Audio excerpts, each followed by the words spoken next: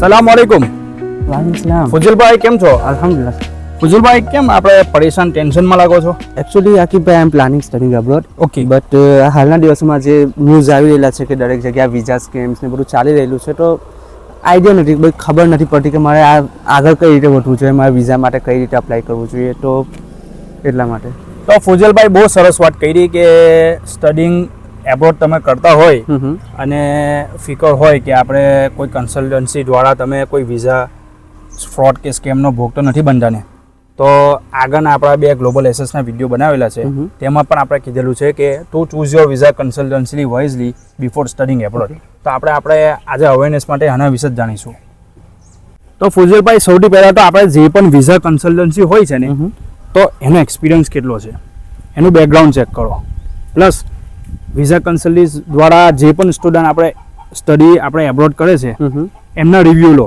તમારા કોઈ relative, friend circle કોઈને પણ પૂછો. એ સિવાય જે પણ વિઝા કન્સલ્ટન્સીની તમે વિઝિટ કરો તો સૌથી પહેલાં તો તમે કાઉન્સેલિંગ કરો.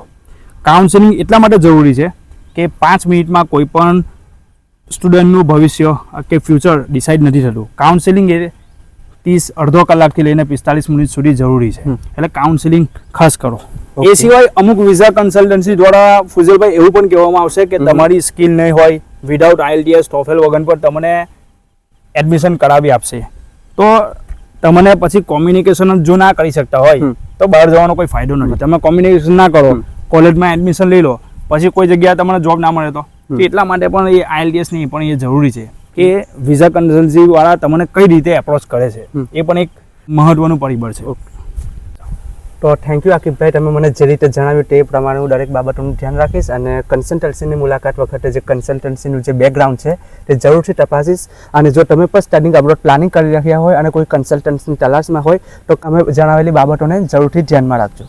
ફુજલભાઈએ કીધું એ પ્રમાણે તમારે પણ ધ્યાન રાખવાનું છે. અને અત્યારે જે સ્કેમ થયા છે, અત્યારે હિંમતનગર, ભાવનગર, આણંદ, બરોડા, ગુજરાત, એ સિવાય સુરત, ઇવન કે આપણા ઓલ ઓવર ઇન્ડિયામાં ઘણી જગ્યાએ સ્કેમ થયા છે.